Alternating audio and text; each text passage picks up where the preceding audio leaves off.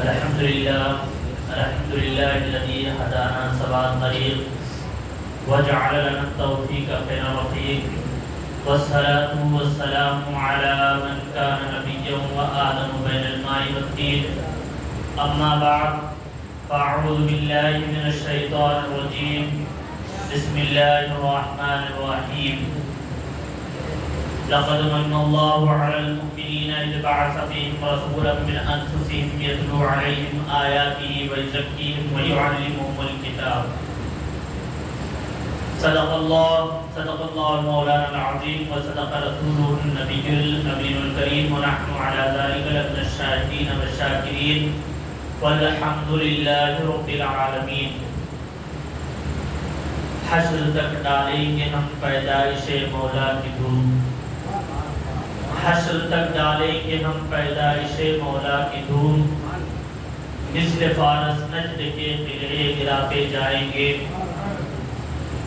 آئیے کچھ عرض و معروضات سے پہلے نہایت عقیدت و محبت کے ساتھ حضور رحمت عالم نور مجسم علی سے بے کساں چار ساز دردمنداں حضور رحمت للعالمین صلی اللہ تعالی علیہ وسلم کی بارگاہ کو ہر بار میں جس انداز سے میں درود مبارکہ پڑھاؤں میرے ساتھ مل کر پڑھیں. الصلاۃ والسلام علیک یا رسول اللہ، الصلاۃ والسلام علیک یا حبیب اللہ، وعلی آلک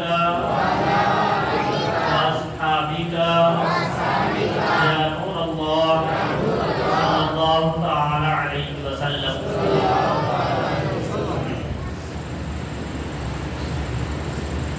آئیے جس آیت مبارکہ کی تلاوت کرنے کا شرف حاصل کیا ہوں مختصر کچھ گفتگو کر لیتے ہیں. میں سب سے پہلے دعا کرتا ہوں کہ اللہ تبارک و تعالی مجھے حق کہنے، ہم سب کو حق سن کر سب سے پہلے مجھے پھر آپ سب کو عمل کرنے کی توفیق عطا فرمائے. اور انشاءاللہ مختصر سا یہ بیان آپ غور سے سنیں، اور حضور رحمت عالم صلی اللہ علیہ وسلم کی میلاد میں آپ تشریف فرما ہے تو یقیناً اس کی برکتوں کو آپ لے کر جائیں گے کہ اللہ تبارک و تعالی اپنے مقدس رسول صلی اللہ علیہ وسلم کے متعلق فرماتا ہے لقد من اللہ علی المؤمنین اذ بعث فیہم رسولا، کہ بے شک میں نے انہی میں ایک رسول کو مبعوث کیا. یعنی اللہ تبارک و تعالیٰ نے انسانوں میں سے ایک رسول کو مبعوث کیا، وہ رسول ان پر اس کی آیتوں کو تلاوت کرتا ہے، یعنی اس کی نشانیوں کو ان پر واضح کرتا ہے، اور قرآن کی تعلیم یعنی یتلو علیہم آیاتہ، یعنی قرآن کی تلاوت، آیتوں کی تلاوت کے ذریعے ان کو علم و حکمت اور ان کے اندر اللہ تبارک و تعالیٰ کے فضل سے گناہوں کی گندگی سے وہ پاک کرتے ہیں. یعنی وہ یزکیہم، یعنی ان کے اندر جو گناہ ہے، یعنی وہ گنہگار ہیں، بدکار ہیں، اس سے وہ پاک کرتا ہے. اللہ کے رسول صلی اللہ علیہ وسلم کی بعثت کا مقصد یہ ہے. اب آئیے اللہ کے رسول صلی اللہ تعالی علیہ وسلم کے تعلق سے اللہ تبارک و تعالی نے فرمایا لقد من اللہ علی المؤمنین، یعنی اللہ نے ہم پر احسان کیا، یعنی مومنوں پر احسان کیا، اس نے رسول اعظم کو ہم نے بھیجا. اس سے بڑھ کر دنیا میں کوئی احسان نہیں ہے. اللہ تبارک و تعالی ہر انسان کو پیدا کیا، اسے پال رہا ہے، مسلمان بھی پل رہا ہے، کافر بھی پل رہا ہے، اس کا گنہگار بندہ بھی پل رہا ہے، نافرمان بھی پل رہا ہے، اچھا بھی پل رہا ہے، سب پل رہے ہیں. اللہ سب کو رزق دے رہا ہے. تو اس کا مطلب احسان نہیں ہے، یہ اللہ کی نعمتوں سے پیدا اٹھا رہے ہیں. پھر اللہ تبارک و تعالیٰ کی جسم میں اگر ہم احسانات گننا شروع کریں تو وہ بھی کم ہے.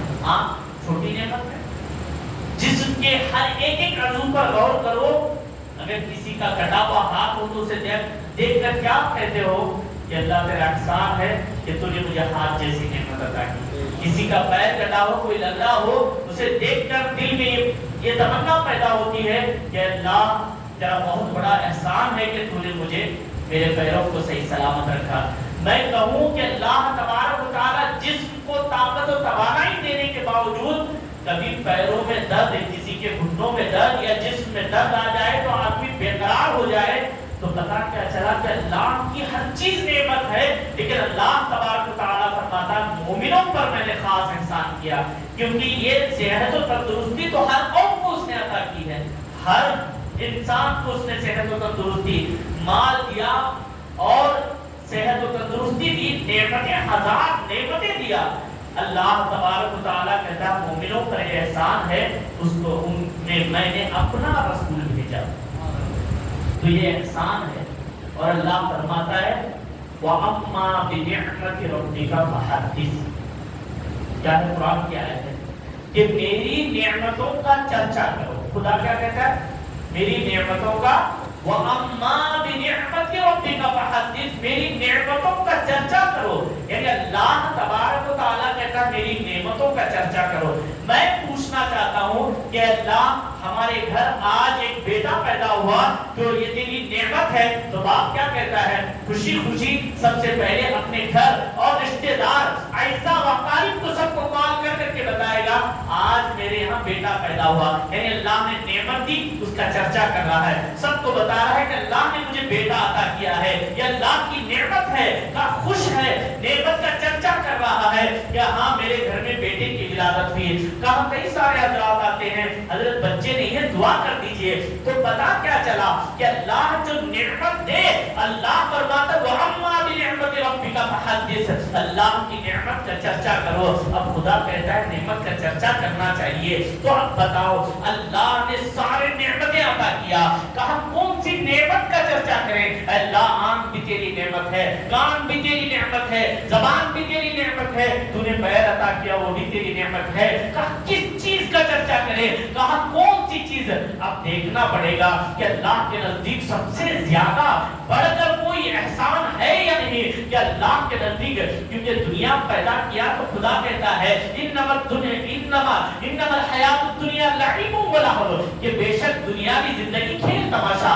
دنیا جیسی افضل چیز جس کے لیے ہم زندگی بھر تگودو کرتے ہیں، ہر اعتبار سے دنیا کو حاصل کرنا چاہتے ہیں، اس دنیا کے بارے میں خدا کہتا ہے انما الحیات الدنیا لعب و لہو، بے شک دنیاوی زندگی کھیل اور تماشا ہے. کہاں کچھ دیر میدان سجے گا، اس کے بعد جیسے کھیل ختم تو میدان بھی ویران ہو جائے گا، تو یہ دنیا بھی ختم ہونے والی ہے. اسی لیے اللہ نے کہا انما الحیات الدنیا لعب و لہو، بے شک یہ دنیا کی زندگی کھیل اور تماشا ہے. اور پھر گاڑی کا متاع الغرور کہا اس سے کوئی فائدہ نہیں، یہاں کا جو مال و متاع ہے سب کچھ برباد ہونے والا ہے، یہی چھوڑ کر جانے والے ہیں، کچھ لے کر نہیں جاؤ گے. پھر اللہ تبارک و تعالیٰ فرماتا ہے کہا کہ یہ کامیابی نہیں ہے، اس لیے کہ اگر یہ کامیابی ہوتی تو ساری زندگی کا کمایا مال اپنے ساتھ لے جاتا. کہا کماتا تو ہے، کہا اپنے آرام کو چھوڑ دیتا ہے تاکہ میرے پاس مال و متاع ہو، میں آرام کروں، آرام کا موقع ہی نہیں ملتا اور دنیا سے بھی چلا جاتا ہے. اس کے بعد کیا ہوتا ہے کہ سارا مال چھین لیا جاتا ہے، اس کے کپڑے بھی اتار لیے جاتے ہیں. تو پتا کیا چلا یہ نعمت اللہ کے نزدیک کھیل اور تماشے سے تشبیہ دی گئی ہے. تو اللہ تبارک و تعالیٰ کے نزدیک نعمت کون سی عظیم ہے. اور اگر اور دیکھتے ہیں تو کبھی اللہ تبارک و تعالیٰ مال کو بھی کہتا ہے کہا یہ فتنہ ہے، کبھی اولاد کو کہتا ہے تمہیں دے کر میں نے فتنے میں ڈال دیا، کبھی یہ مال و متاع سونا اور چاندی کو کہتا ہے یہ تمہارے لیے فتنے میں ڈالنے کے لیے ایک چیز ہے. کہ ہر چیز کے لیے اللہ تبارک و تعالیٰ کے نزدیک کوئی حیثیت نہیں. اللہ تیرے نزدیک پسندیدہ ہے تو کیا ہے؟ تو اللہ رب العزت فرماتا ہے کہ لقد من اللہ علی المؤمنین اذ بعث فیہم رسولا، کہ بے شک میں نے میرے رسول کو تم نے مبعوث کیا، تم پر احسان ہے، یہ میری نعمت سب سے افضل ہے، یہ میری نعمت سب سے افضل ہے. اس لیے کہ اللہ تبارک و تعالیٰ کے مقدس رسول کی ذات ہمیں مبعوث ہونا، اس سے بڑھ کر مومنوں کے لیے کوئی احسان نہیں. اب بتاؤ ایک بیٹا پیدا ہو جس پر اللہ کہتا ہے کتنا، کیا کہہ رہا ہے؟ اولاد اور مال پر اللہ کیا کہتا ہے؟ فتنہ کہہ رہا ہے. کہا تمہیں فتنے میں ڈال دیں گے، کہا اولاد کی وجہ سے تم دین سے دور بھاگتے ہوئے نظر آتے ہو. آج تم بتاؤ کا پیٹ ہے، بچوں کا فیوچر ہے، بچوں کی ایجوکیشن ہے، کہا اس چکر میں نہ نماز پڑھتا ہے نہ روزے رکھتا ہے، نہ اللہ کے بارگاہ میں سر سجود ہوتا ہے، نہیں اولاد ہے ان کے لیے کچھ کرنا ہے۔ کہ یہ اولاد اور ماں تمہیں فتنے میں ڈالے دیے ہیں۔ اب پتا کیا چلا، اللہ تبارک و تعالیٰ نے انما الحیات الدنیا لعب و لہو کے ذریعے یہ بتا دیا کہ اے لوگوں، دنیا کی میرے نزدیک کوئی حیثیت نہیں، دنیا کی میرے نزدیک کوئی حیثیت نہیں۔ ایک حدیث پاک ہے کہ اللہ تبارک و تعالیٰ کے مقدس رسول صلی اللہ علیہ وسلم فرماتے ہیں کہ اللہ کے نزدیک دنیا زمین و آسمان میں جتنی چیزیں دیکھ رہے ہو، اگر اس کی حیثیت اللہ کی بنائی ہوئی ایک مکھی کے پر کے برابر بھی ہوتی تو اس کے نافرمانوں کو وہ پانی بھی نہیں پینے دیتا۔ نافرمانی کرنا اسے مار دو، کیونکہ دنیا میری بہت قیمتی چیز ہے، میں نافرمانوں کو رہنے نہیں دوں گا۔ آج بتاؤ شرابی بھی جی رہا ہے کہ نہیں جی رہا ہے؟ اس کا نافرمان بھی جی رہا ہے کہ نہیں جی رہا ہے؟ بے نمازی جی رہا ہے کہ نہیں جی رہا ہے؟ اللہ کو نماز بے انتہا پسند، اس کی افضل عبادت، لیکن بے نمازی آج زندہ ہے، کھا رہا ہے اس کی نعمتیں، تو پتا کیا چلا اللہ کے نزدیک دنیا کی کوئی حیثیت نہیں، ورنہ اس کے نافرمانوں کو ایک قطرہ پانی نہ دے دنیا سے۔ تو اللہ کے نزدیک سب سے پسندیدہ اگر کوئی چیز ہے تو اللہ کے رسول صلی اللہ علیہ وسلم کی ذات ہے۔ اب ایک بات کہوں کہ اللہ نے دنیا کو کہا یہ کھیل اور تماشا ہے اور دھوکے والی زندگی ہے، دھوکے والی دنیا ہے، اولاد کو کہا فتنہ ہے، پھر اس کے بعد مال کو کہا فتنہ، کہ جس کے لیے ہم تین چیزوں کے لیے بھاگ رہے ہیں انہیں کو اللہ تعالیٰ نے کوئی حیثیت نہیں دی۔ اب بتاؤ اللہ کی نعمتوں کا چرچا کیسے کریں؟ ہمارے یہاں ایک بیٹا پیدا ہوتا ہے جو ہمیں فتنے میں ڈالنے والا ہے، لیکن اس کا چرچا ہم برداشت نہیں کر پاتے ہیں کہ اللہ نے مجھے بیٹا عطا کیا ہے۔ کبھی اگر شروع میں بیٹیاں ہو جائے، اس کے بعد بیٹا پیدا ہو جائے تو اس کے چرچے کی کچھ اور ہی مثال نہیں ملتی۔ یہ پتا کیا چلا کہ اللہ تبارک و تعالیٰ کی اس نعمت، اللہ کی نعمت تو ہے ہی، وہ فتنے میں ڈالے یا کچھ ڈالے، اللہ کا احسان ہے کہ اس نے ہمیں اولاد عطا کی۔ اب بتاؤ اس کا چرچا کر رہے ہو، لوگوں کو بتاتے ہو، کبھی مٹھائیاں بانٹتے ہو،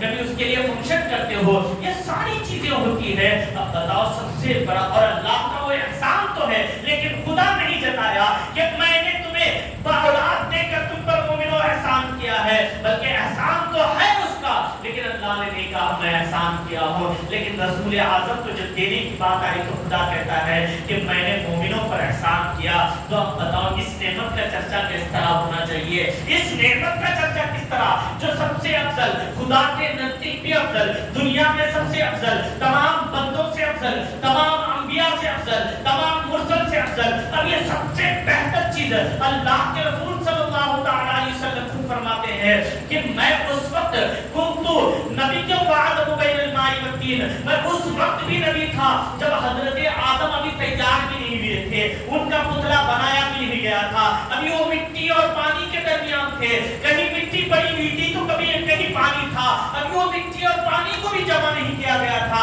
اس وقت بھی اللہ نے مجھے نبی بنا کر اپنے پاس رکھا تھا۔ تو پتا کیا چلا؟ اور پھر اللہ کے رسول خود فرماتے ہیں اول ما خلق اللہ نوری، کہ بے شک اللہ نے میرے نور کو سب سے پہلے پیدا کیا ہے۔ اب بتاؤ کہا دنیا بنانے سے پہلے، فرشتوں کو بنانے سے پہلے، انبیاء کو بنانے سے پہلے، شجر و حجر کو بنانے سے پہلے کسی کا وجود نہیں ہے۔ خدا تبارک و تعالیٰ خود کہتا ہے کہ وہ کنز ایک چھپا ہوا خزانہ تھا، کنز مخفیہ کہا جاتا ہے کہ اللہ ایک چھپا ہوا خزانہ تھا کہ وہ چاہا جب تک تھا وہ تنہا رہے گا، لیکن اس نے سوچا کیوں نہ لوگ مجھے پہچانے، تو اس نے سب سے پہلے میرے نبی کے نور کو پیدا کیا۔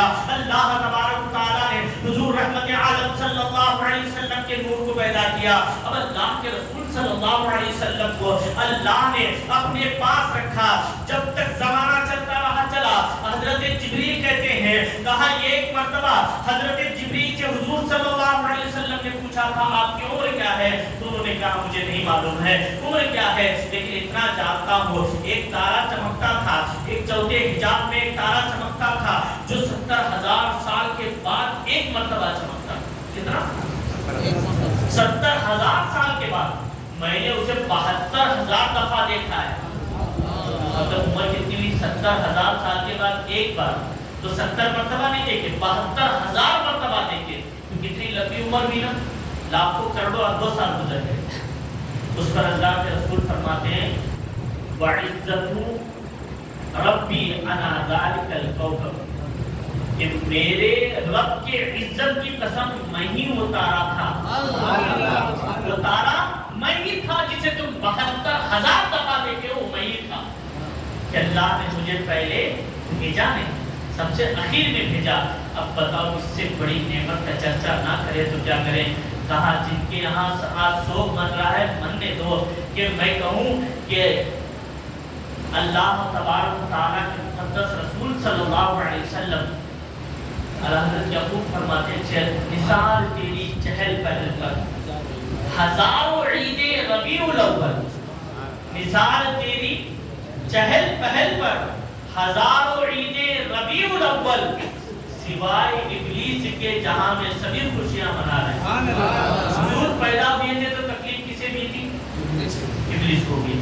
آج بھی اگر کسی کو ہو رہی ہے تو وہ ڈیسائیڈ کر لے وہ کیا ہے، کیونکہ سب سے زیادہ اگر کوئی رویا تھا کہ ابلیس 2 مرتبہ بہت زیادہ رویا ہے، کہ کب 2 مرتبہ، ایک مرتبہ جنت سے نکالا گیا تو بہت رویا، لیکن دور اور گھمنڈ اتنا تھا کہ واپس جا کر وہاں بھی تعظیم نبی کی بات تھی، اسے کہا گیا تھا، کیا کہا گیا تھا؟ اذ قال ربک للملائکۃ انی جاعل فی الارض خلیفہ، کہ اللہ نے کہا میں ایک اپنا خلیفہ دنیا میں مقرر کرنا چاہتا ہوں۔ سب فرشتوں سے کہا کہ تم سب کے سب حضرت آدم کو سجدہ کرو، تب اللہ کا حکم تھا تو سارے فرشتے حضرت آدم کو سجدہ کریے۔ حضرت آدم خدا نہیں ہے بلکہ اللہ نے نبی بنا کر دنیا میں بھیجنے والا ہے، وہ ہمارے باپ جس کو سب سے پہلے دنیا میں اتارا جانا ہے، کہ اللہ تبارک و تعالی حضرت آدم کو دنیا میں بھیجنے والا ہے، اس سے پہلے کہا اے فرشتوں تم سب کے سب حضرت آدم کو سجدہ کرو، تو پتا کیا چلا؟ اللہ تبارک و تعالی نے وَلَقَدْ كَرَّمْنَا بَنِي آدم کے تحت یعنی تاج کرامت اور بزرگی انسان کو عطا کی۔ اللہ تبارک و تعالی نے انسان کو یہ اعزاز بخشا کہ وہ فرشتے اس کے آگے سجدہ کریں، تو حضرت آدم کو سجدہ کرایا گیا، کہ لیکن فسجدوا سب لوگوں نے سجدہ کر دیا الا ابلیس، ابلیس اکڑ گیا، کہا کہ میں مٹی کے آگے سجدہ نہیں کر سکتا، اس لیے کہ میں آگ سے خلقتنی من نار وخلقتہ من طین، کہا مجھے آگ سے پیدا کیا، اسے مٹی سے، میں مٹی کے آگے سجدہ کروں یہ نہیں ہوگا۔ تو وہاں بھی تعظیم نبی کی بات تھی، نبی کے آگے جھکنے کی بات تھی۔ کیا نبی کے آگے کھڑے ہونے پر، نبی کے لیے کھڑے ہونے پر کچھ لوگوں کا اعتراض ہے، کھڑے ہو کر سلام کیوں پڑھا جائے؟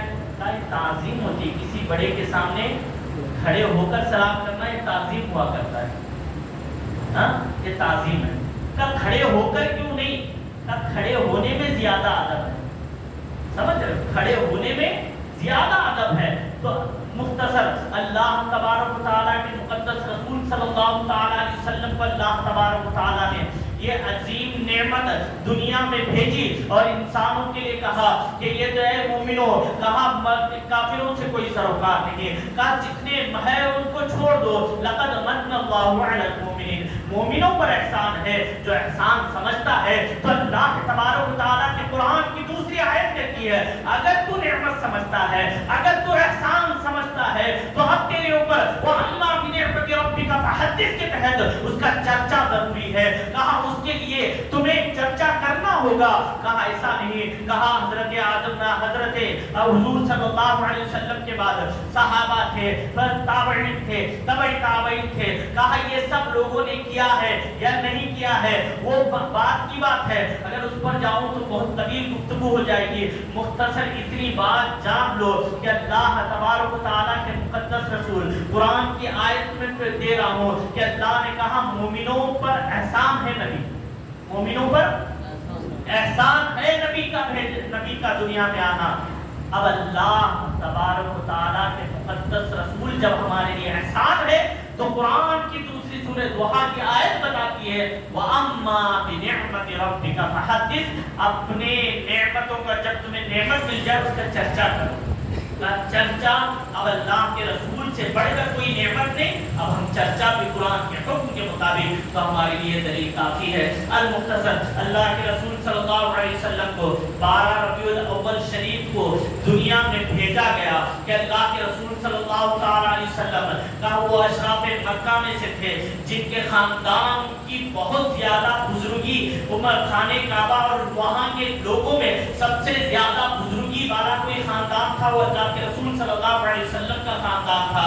آپ نے خود سنا ہے، واقعات میں نہیں جاؤں گا، بہت طویل گفتگو ہو جائے گی، مختصر یہ جب خانے کعبہ کو گرانے کے لیے کا بہت بڑا ایک لشکر آیا تھا، لشکر آیا اور لشکر آنے کے بعد گرانا چاہا تو اللہ تبارک و تعالیٰ کے رسول صلی اللہ علیہ وسلم ابھی پیدا نہیں ہوئے، آپ کے پیدا ہونے سے 55 دن پہلے، صرف 55 دن پہلے، یعنی 2 مہینے سے 5 دن کم، کہ اس وقت یہ واقعہ ہوا کہ تمام ہاتھی جب چاہے کہ خانے کعبہ گرا دے تو اللہ تبارک و تعالیٰ، یہ واقعہ کس لیے بیان کر رہا ہوں؟ حضور کی ولادت کے لیے نہیں، میں کس لیے بیان کر رہا ہوں وہ آپ ذرا غور سے سنیں۔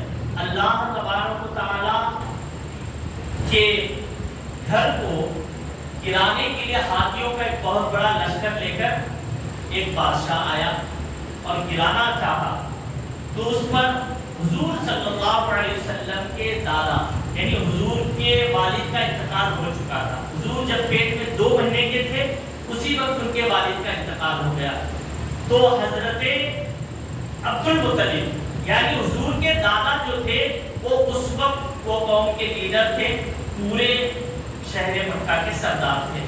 جب اس سارے اونٹ وغیرہ جانور پکڑ کر لے گیا، وہاں اس وقت جا کر حضرت عبد المطلب نے کہا میں یہاں کا سردار ہوں، تو دیکھا یہ حسین و جمیل بوڑھے شخص آئے ہیں، اس نے کہا اندر آؤ۔ اس نے سوچا کہ یہ گریا گزاری کریں گے، ریکویسٹ کریں گے کہ خانے کعبہ اللہ کا گھر ہے، نہ گرائے، لیکن انہوں نے کہا کہ میرے اونٹ اور جانور دے دو، ہم لے کے جائیں۔ تم اتنے بڑے سردار ہو کر اونٹ اور جانور پوچھنے آئے ہو؟ اس پر ان کا ایک جواب تاریخی تھا، نہ وہ گھر اللہ کا ہے، یہ جانور میرے ہیں، اس کی حفاظت کی ذمہ داری میری ہے، وہ گھر خدا کا ہے اور وہ خود اس کی حفاظت کر لے گا، وہ خود اس کی حفاظت کر لے گا۔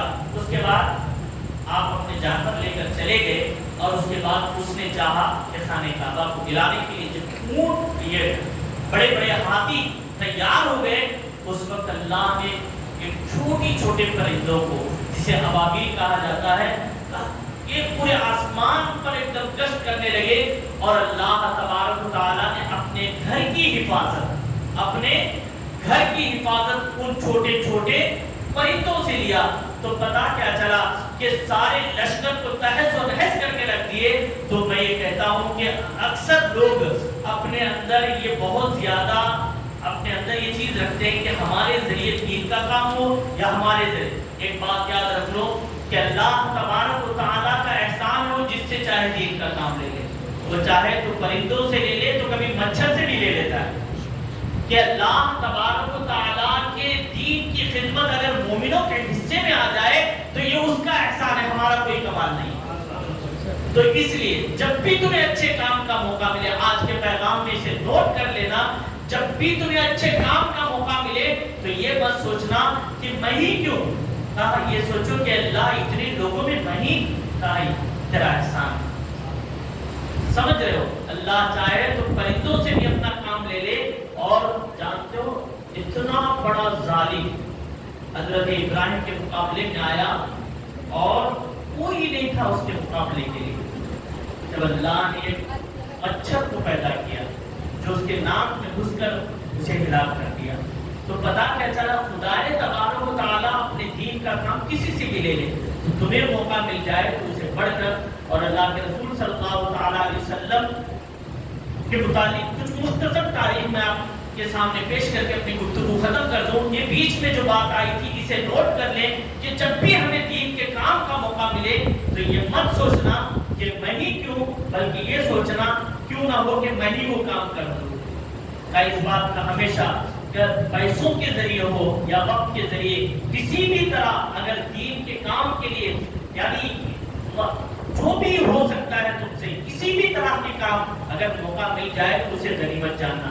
المختصر، اللہ کے رسول صلی اللہ علیہ وسلم 55 دن کے بعد حضرت آمنہ رضی اللہ تعالی عنہا طیبہ طاہرہ جن کے جو کہتے ہیں کہ اپنے بارے میں اپنے بیٹے کے بارے میں کہتے ہیں، کہا 9 مہینے تک میرے پیٹ میں میرا بیٹا یعنی رحمت عالم صلی اللہ علیہ وسلم 9 مہینے تک مجھے کبھی احساس بھی نہیں ہوا کہ میں 9 مہینے کی حاملہ ہوں۔ پہلے دن سے لے کر کہا 9 مہینے تک مجھے کبھی گرانی محسوس ہی نہیں ہوئی، میرے پیٹ میں کبھی کوئی طرح کی تکلیف ہوئی نہیں ہے۔ یہاں تک کہ حضرت آمنہ کہتے ہیں کہا مجھے کبھی احساس تک نہیں ہوا کہ میرے پیٹ میں ایک بچہ بھی ہے۔ تو رحمت عالم صلی اللہ علیہ وسلم تکلیف دیتے تو بھی کیسے دیتے؟ اللہ فرماتا ہے وما ارسلناک الا رحمۃ للعالمین، اے محبوب ہم نے آپ کو سارے جہاں کے لیے رحمت بنا کر بھیجا ہے۔ اب رحمت بنا کر بھیجے وہ ماں کو تکلیف کیسے دے؟ کہ حضرت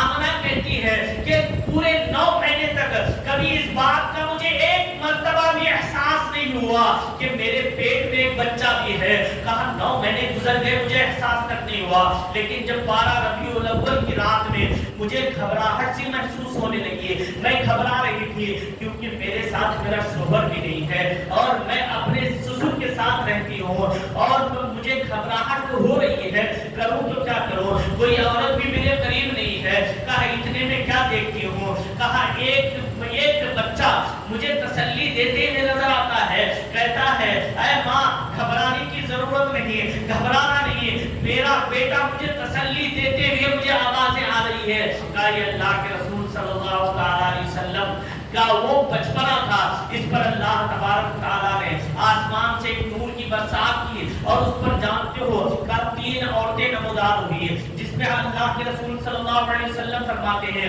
وہ 3 عورتوں میں ایک حضرت آسیہ تھی جو فرعون کی بیوی ہے، اور ایک حضرت حوا تھی جو سارے لوگوں کی ماں ہے، اور ایک حضرت مریم تھی جو حضرت عیسیٰ کی ماں ہے۔ کہا یہ تینوں عورتیں نمودار ہوئی۔ میں ان سے پوچھا اے بعض نیک عورتیں، آئے حسین و جمیل اور نورانی چہرے والے، آپ ہو تو کون ہو؟ اس پر انہوں نے کہا میں حضرت حوا یعنی تمام انسانوں کی ماں حوا ہوں، اور ایک عورت نے کہا میں حضرت آسیہ ہوں جو فرعون کی بیوی تھی۔ کہا آسیہ بہت بڑا مقام و مرتبہ تھا، فرعون کی بیوی تو تھی لیکن فرعون کے دین کو چھوڑ کر فرعون کے ظلم و زبردستی کو انہوں نے اپنے اوپر مسلط کر لیا۔ اب حضرت عیسیٰ علیہ نبینا علیہ السلام کی ماں حضرت مریم کہتی میں مریم ہوں۔ کہا ان 3 عورتوں نے مجھے دلاسا دیا۔ اس کے بعد کیا تھا کہ میرے اوپر اتنی رحمت و انوار کی بارش ہو رہی تھی۔ کہا مجھے ساری گھبراہٹ دور ہو گئی، اب میں پوری طرح سے اطمینان تھی۔ کہا صبح صادق کا وقت ہوا لیکن اللہ نے میرے نگاہوں کے سامنے سے پردے اٹھا دیا، اتنی نورانیت پھیل گئی، اتنا نور پھیل گیا کہ میں ملک شام کی طرف دیکھی۔ سیریا کہاں پر ہے؟ مکہ کہاں پر ہے؟ مکہ سے کتنی دوری پر سیریا ہے؟ اللہ کے رسول صلی اللہ علیہ وسلم کی ماں کہتی ہے کہا میں ملک شام کے محلات کو دیکھنے لگی، وہاں کے بڑے بڑے مینارے مجھے نظر آنے لگے۔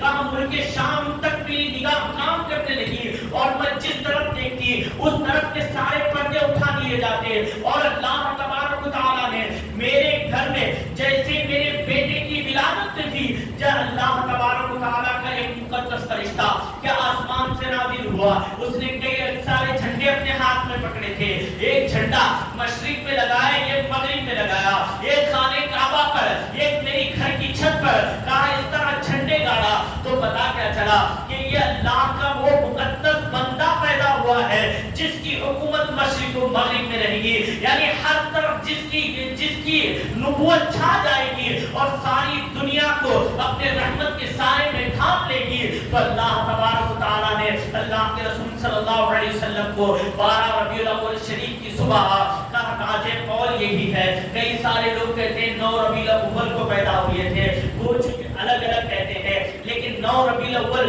اکثر وہ لوگ بولتے ہیں جو لوگ 12 بھی نہیں مناتے 9 بھی نہیں مناتے، وہ کہتے ہیں 12 کو تو انتقال ہوئے تھے، تمہیں تو غم منانا چاہیے کہ اس دن انتقال ہوا تھا، اور وہ کہتے ہیں 9 کو اصل میں پیدائش ہے، اگر ہم 9 کو منائیں کہوگے نو کو کیوں مناتے ہیں؟ منانا مین مقصد نہیں ہے، اصل میں اعتراض ہے۔ کہا وہ کہتے ہیں کہ 9 کو اللہ کے رسول کی ولادت ہوئی، کچھ کہتے ہیں 8 کو ہوئی، کچھ کہتے ہیں کہ اصل میں 10 کو ولادت ہوئی۔ اس طرح سے الگ الگ اختلافات ہیں، لیکن راجح قول یہ ہے اللہ کے رسول صلی اللہ علیہ وسلم مکمل 63 سال کی عمر میں آپ کا وصال ہوا، یعنی 12 ربیع الاول شریف کو آپ پیدا ہوئے، اسی طرح 12 ربیع الاول شریف کو آپ وفات کر گئے۔ تو اللہ کے رسول صلی اللہ تعالی علیہ وسلم کی ذات ہمارے لیے یہ جانتے ہوئے ایک عظیم نعمت ہے، اس لیے نعمت ہے کہ اللہ تبارک و تعالی فرماتا ہے لقد کان لکم فی رسول اللہ اسوۃ حسنہ،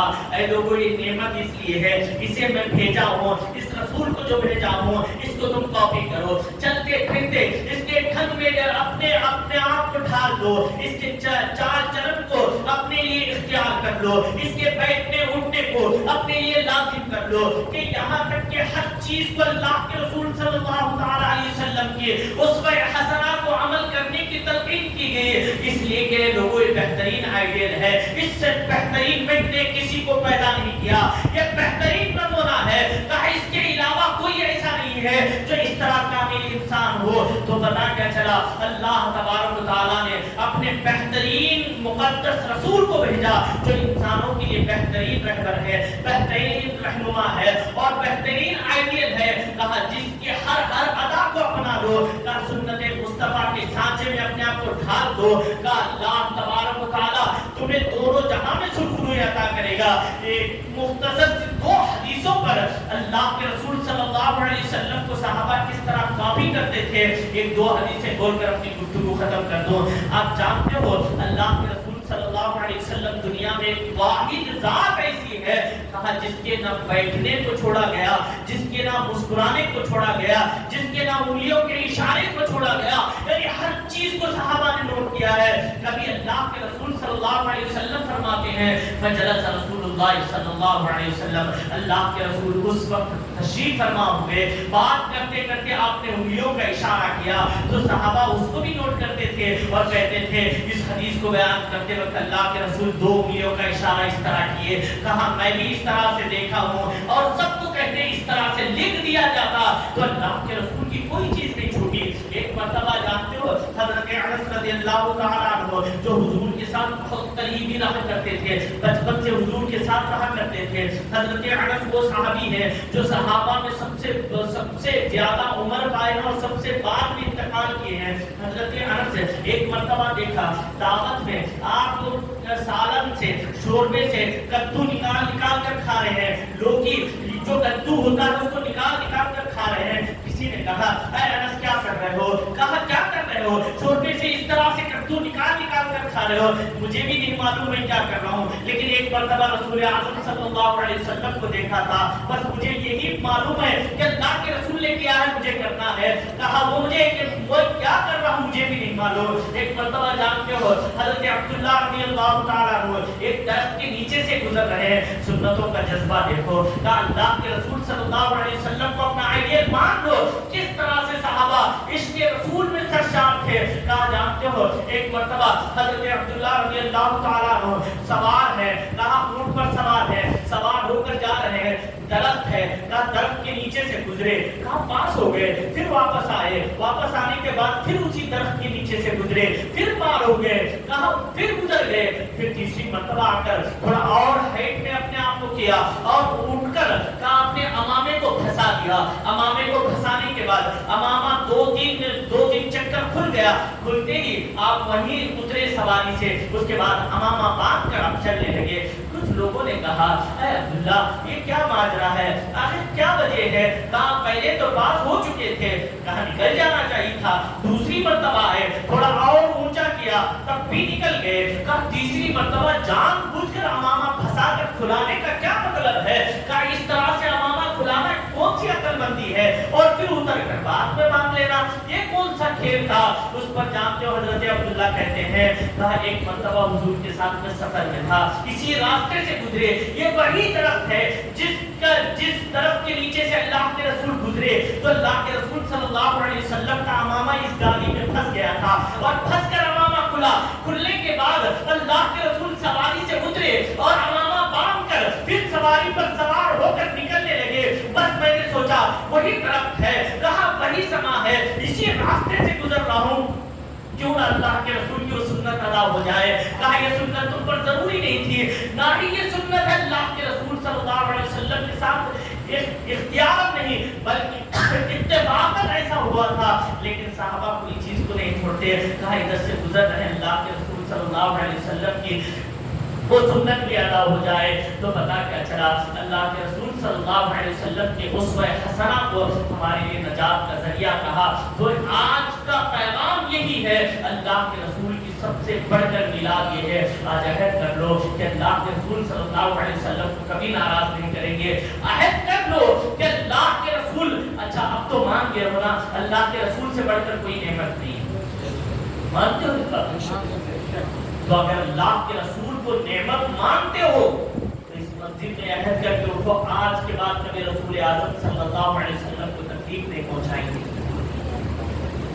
ایک بات آئی تو بتا دیتا ہوں۔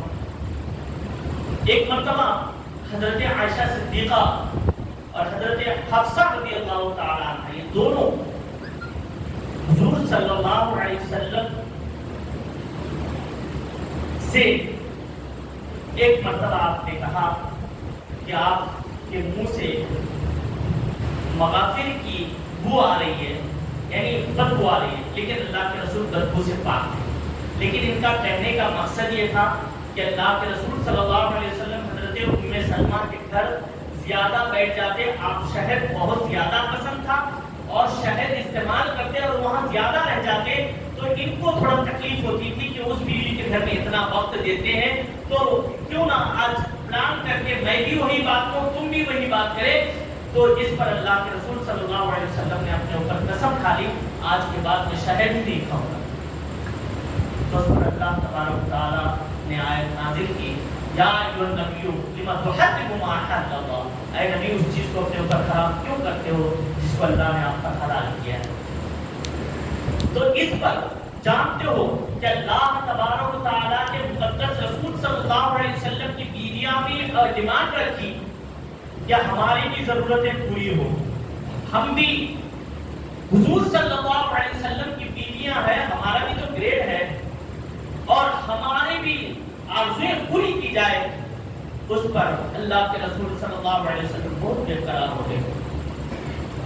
جانتے ہو حضرت عمر رضی اللہ تعالیٰ عنہ سب بیویوں سے آپ دور ہو گئے، ناراض ہو گئے۔ اللہ تبارک و تعالیٰ نے کہا اے نبی آپ کو ناراض ہونے کے، دیکھو خدا کتنا اپنے حبیب سے محبت کرتا ہے، اس بات سے دیکھو کہا تمہیں ناراض ہو کر غمزدہ ہونے کی ضرورت نہیں ہے، شہد پسند ہے تو تم کھاؤ، تم اپنے اوپر حرام مت کر دو ان لوگوں کی وجہ سے۔ یہ لوگ ڈیمانڈ کرتے ہیں ان چیزوں کی، چھوڑ دو، اللہ تبارک و تعالیٰ ان سے بہتر بیویاں تمہیں عطا کرے گا۔ آپ تو تکلیف میں رکھنا، خدا کو نہیں پسند ہے۔ تو اللہ کے رسول کو ناراض کرنے والے کے بارے میں حضرت عائشہ، حضرت حفصہ کتنے بڑی شہزادیاں، حضرت ابوبکر صدیق کی بیٹی، ایک حضرت عمر کی بیٹی، اتنی بڑی کہ اب بتاؤ جس کے بارے میں قرآن کی آیتیں نازل ہوئی وہ حضرت عائشہ کے بارے میں کہا گیا میرے حبیب کو ناراض کرنے والوں کو چھوڑ دو کہ اللہ تبارک و تعالیٰ ان سے بہتر لائے گا، کہا ان سے وہ مقدس ہوگی۔ تو پتا کیا چلا، اللہ کو کبھی پسند نہیں ہے کہ اس کا حبیب ناراض ہو جائے، اس کا حبیب غمزدہ ہو جائے۔ کہا ایک دن غمزدہ ہو گئے تھے، غمگین ہو گئے، تو اللہ تبارک و تعالیٰ نے کہا میرا حبیب غمگین ہے، میرا حبیب بہت زیادہ رنجیدہ خاطر ہے، جاؤ اسے کہو کہ اعجاز بخشے۔ کہا معراج کو بلایا کیونکہ اللہ کے رسول کو وہ خوش کرنا چاہتا ہے کہ اے نبی، کہا وَلَسَوْفَ يُعْطِيكَ رَبُّكَ فَتَرْضَىٰ۔ اب بتاؤ ہر انسان کس مقصد سے عبادت کرتا ہے، میرا رب راضی ہو جائے، میرا خدا راضی ہو جائے، لیکن اللہ کہتا ہے اے محبوب کہ وَلَن تَرْضَىٰ کہا گیا، اے محبوب کہ آپ کو وَلَسَوْفَ يُعْطِيكَ رَبُّكَ فَتَرْضَىٰ کہ اے محبوب یہ قریب اتنا عطا کر دیں گے آپ راضی ہو جائیں گے۔ اب ساری دنیا کیا چاہتی ہے، خدا راضی ہو جائے، اور خدا کیا چاہ رہا ہے کہ میرا محبوب راضی ہو جائے۔ تو پتا کیا چلا، اللہ کا حبیب راضی ہونا بہت ضروری ہے۔ اس وقت تک انسان اپنے قدم کو نہیں ہٹا سکتا میدان محشر میں جب تک کہ میرے رسول کا اشارہ نہ ہو جائے، اے اللہ میں اس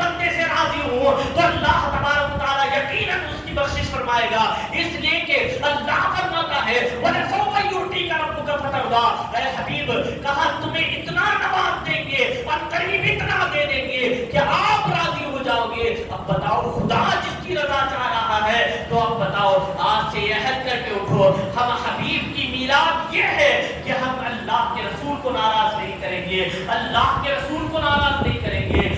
کس طرح سے اب بتاؤ اللہ کے رسول فرماتے ہیں نماز میری آنکھوں کی ٹھنڈک ہے. بتاؤ ان کا امتی نماز صرف ایک بڑی رات کو یا جمعہ کو پڑھ لیا تو بھائی سب سے بڑا نیک نمازی بن جاتا ہے. اب اللہ کے رسول فرماتے ہیں نماز میرے آنکھوں کی ٹھنڈک ہے. اور پھر جانتے ہو اللہ کے رسول صلی اللہ علیہ وسلم فرماتے ہیں داڑھی میری بہترین سنت ہے.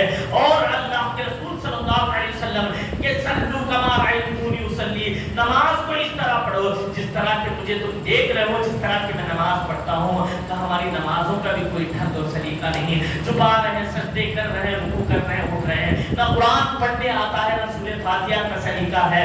اس طرح سے کون سی نمازیں ہوتی ہے؟ یاد رکھ لو اللہ کے رسول صلی اللہ علیہ وسلم کو راضی کرنا اللہ اسی وقت راضی ہوگا جب کہ اس کا حبیب راضی ہوگا. کیونکہ خدا کہتا ہے وَلَسَوْفَ يُعْطِيكَ رَبُّكَ فَتَرْضَىٰ, جب خدا چاہتا ہے کہ میرا حبیب راضی ہو جائے تو یقیناً اللہ کے رسول صلی اللہ علیہ وسلم کی سنتوں میں اور اسی میں نجات ہے.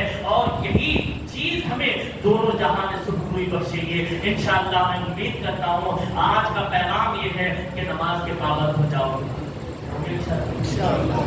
نماز کی پابندی کرو گے, گناہوں سے باز آ جاؤ اور اپنے لیے لازم کر لو کہ ہر روز ہم کسی نہ کسی سنت پر عمل کریں گے اور ہر روز کوئی ایسا کام کریں گے جو اللہ کے رسول صلی اللہ علیہ وسلم کو خوش کرنے والا ہے. درود شریف کی کثرت کریں گے اور ہر برائی سے بچنے کی کوشش کریں گے انشاءاللہ.